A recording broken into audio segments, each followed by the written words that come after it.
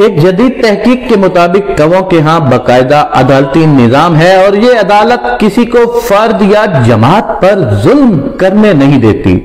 کووں کے نظام عدالت میں ہر جرم کی مخصوص سزا ہے۔ جیسے کوے کے بچے سے کھانا چھیننے کی سزا یہ ہے کہ کووں کا ایک گروپ اکٹھا ہو کر کھانا چھیننے والے کے پر نوچتے ہیں، یہاں تک کہ وہ بھی اس معصوم بچے کی طرح اڑ نہیں پاتا۔ گویا ناک کے بدلے ناک اور کان کے بدلے کان کا اسلامی قانون نافذ ہے۔ اسی طرح گھونسلہ خراب کرنے یا اس کو گرانے یا اس پر قبضہ کرنے کی سزا یہ ہے کہ کووں کی ایک جماعت مجرم کو وہ گھونسلہ دوبارہ بنانے پر مجبور کرتی ہے، یعنی بالکل اسلامی قانون کا طرز قانون کووں میں بھی موجود ہے۔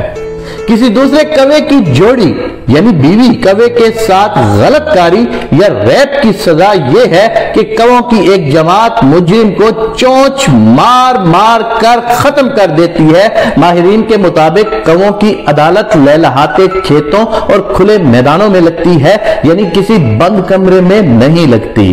مقررہ وقت پر کوے اکٹھے ہو جاتے ہیں اور جج صاحب بیٹھ جاتے ہیں، ملزم کوے کو لایا جاتا ہے، عدالتی کارروائی شروع ہوتی ہے اور ملزم کو سر جھکائے پر پھیلائے انتہائی سیکیورٹی میں عدالت کے سامنے پیش کیا جاتا ہے اور اپنے جرم کے اعتراف میں کائیں کائیں بند کرا دی جاتی ہے، یعنی خاموش رہتا ہے۔ جب عدالت کوے کو سزائے موت سناتی ہے تو سیکیورٹی پر معمول کوے اس مجرم پر حملہ آور ہوتے ہیں اور چونچ مار مار کر اس کو ختم کر دیتے ہیں۔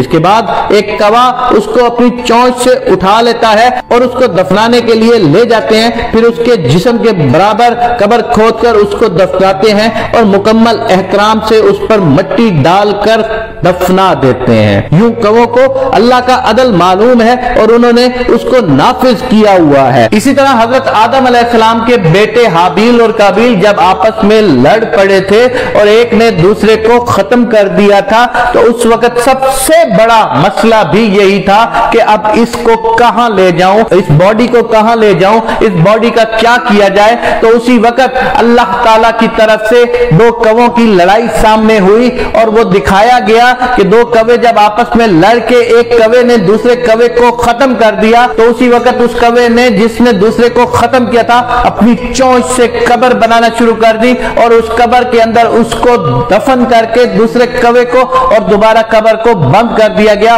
یہ تھی دنیا کی پہلی قبر بنانے کی کہانی۔ تو جب حضرت آدم علیہ السلام کے بیٹے نے یہ سارا واقعہ دیکھا تو انہوں نے بھی سیم اسی طرح عمل کرتے ہوئے اپنے بھائی کو دفنا دیا۔ یہ تھی دنیا کے سب سے زیادہ سمجھدار پرندے کی کہانی اور اللہ کی طرف سے نظام عدل نافذ کرنے والے کووں کی کہانی۔ براہ کرم TV for You کو لائک شیئر سبسکرائب کیجئے گا۔